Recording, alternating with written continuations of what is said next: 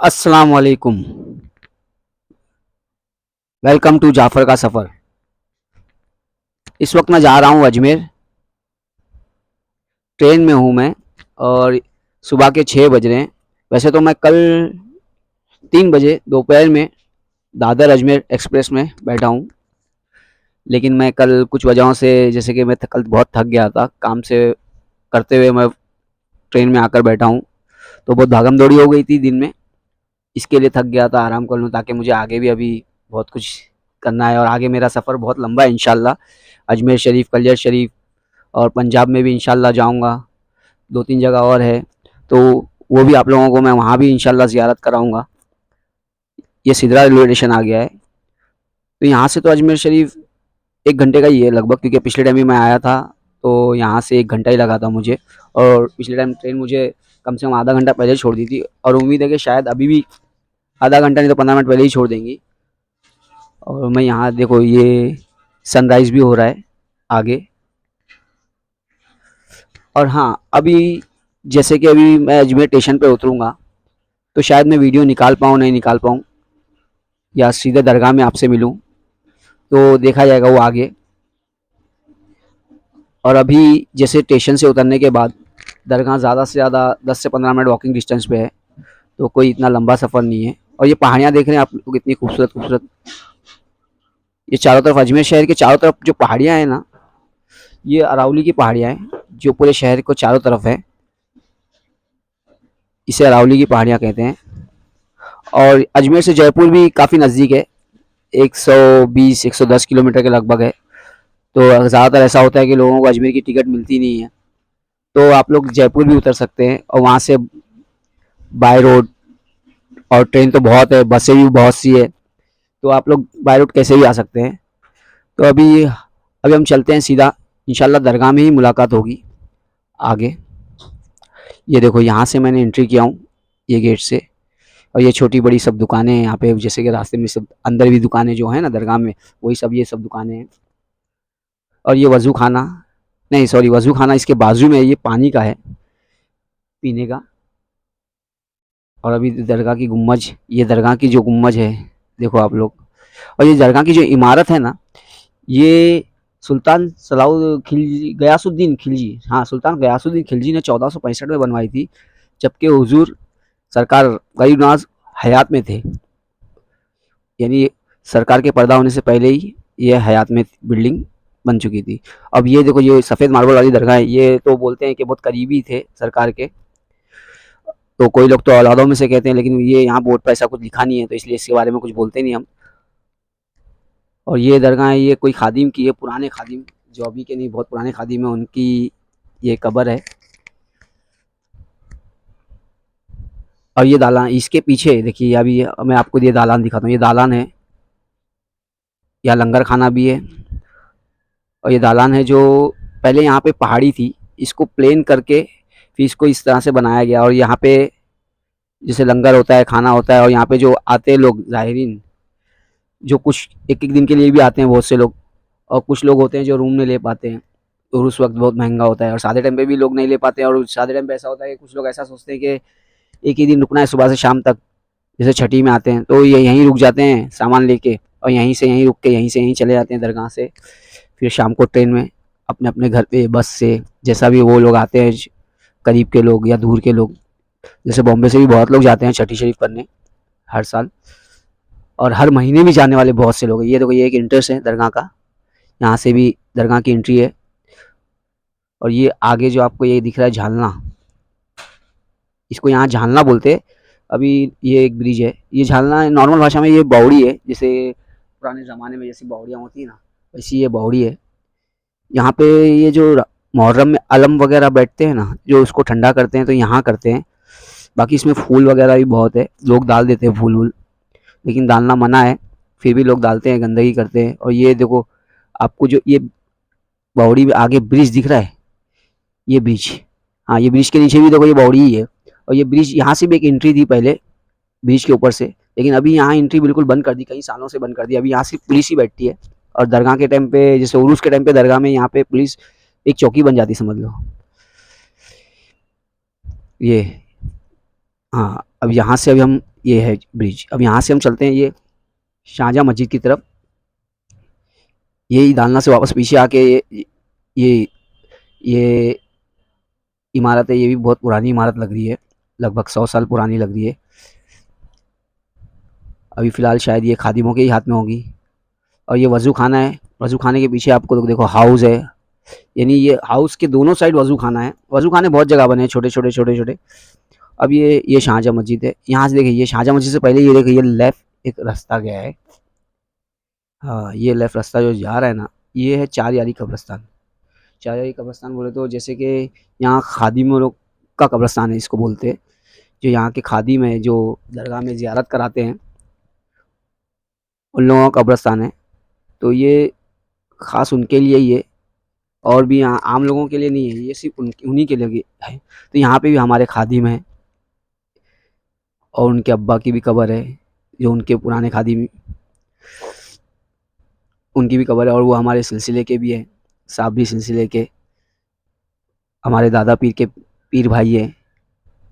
तो अभी उनकी कब्र पे ज़रा जाके आते हैं थोड़ा-सा। और ये आप लोग देखो कब्रिस्तान, यानी इतना बड़ा भी नहीं है और इतना छोटा भी नहीं है, ठीक है। शहर के हिसाब से तो ठीक है, हमारे बॉम्बे में तो बहुत छोटे-छोटे कब्रिस्तान हैं, उसी को बड़ा-बड़ा कब्रिस्तान बोलते हैं। बाकी गाँव के हिसाब से बहुत छोटा है, शहर के हिसाब से ठीक है। यहाँ पे देखो ये सब खादिमों की कब्रें हैं, सब अलग-अलग खादिम, यहाँ पे भी बहुत से खादिम हैं, 5000 के ऊपर खादिम हैं, तो उनके लिए एक अपना अलग कब्रिस्तान है। और ये कब्र है हाशिम जमाली, सूफ़ी सैयद मोहम्मद हाशिम जमाली, ये उनकी कब्र है। ये हमारे दादा पीर के पीर भाई हैं, और इनके बेटे नाज़िम जमाली, उनकी भी कब्र यहीं कब्रिस्तान में है, पता नहीं है आस-पास होगी। यहीं से अभी हम लोग आगे बढ़ते हैं शाहजहाँ मस्जिद की तरफ। ये शाहजहाँ मस्जिद है, जो शाहजहाँ ने बनवाया था, जिसे मैंने आपको बताया था, ये सलाहुद्दीन खिलजी ने जो इमारत बनाई थी दरगाह की, जो मेन इमारत है, वो सलाहुद्दीन खिलजी ने बनाई थी। और वैसे ही शाहजहाँ ने यहाँ पे ये मस्जिद बनाई थी। ऐसे ही आगे अकबरी मस्जिद है, जो अकबर बादशाह ने बनाई थी। और ये आपको मैं अभी दिखाता हूँ जन्नती दरवाज़ा। यहाँ पे देखो, यहाँ नमाज़ पढ़ने वाले लोग यहीं पे खड़े रह के दुआ करते हैं, वो इसलिए कि मज़ार भी सामने है सरकार की, और जन्नती दरवाज़ा भी है। ये जन्नती दरवाज़ा है। जन्नती दरवाज़ा एक और कहा जाता है कि पाकिस्तान में बाबा फ़रीदगंज शकर रहमतुल्लाह अलैह की दरगाह पर भी है। वैसे ये अजमेर शरीफ हम लोग तो यही देख सकते हैं फ़िलहाल, आगे इंशाल्लाह अगर हुआ तो वो भी देखेंगे। और वो देखिए इसके आगे देखिए, यहाँ पे ये चिल्ला है बाबा फ़रीदगंज शकर रहमतुल्लाह अलैह का, वहाँ भी मैं आपको लेकर जाऊँगा। पहले मस्जिद में से होके वहाँ एक दरगाह और एक है सरकार के पोतों की। ये जो गेट से ये बाहर निकलेंगे ना, लेफ्ट साइड में ये वो दरगाह, और ये मस्जिद के पीछे साइड में ये दरगाह।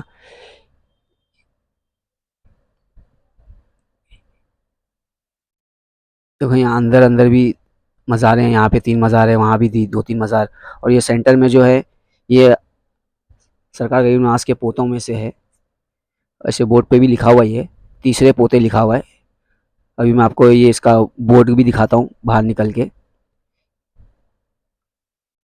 आप लोग भी पढ़ सकते हैं इसमें, ज़ूम करके दिखाता हूँ। ये देखो मैं ज़ूम कर देता हूँ और आप लोग अभी देख लो इसको। और अभी हम यहाँ से चलते हैं बाबा फरीद के चिल्ले पे, जो मैंने कहा था। ये देखो यहाँ पे कोई धुनी भी चालू है, ये है बाबा फरीदगंज शकर रहमतुल्लाह अलैह का चिल्ला।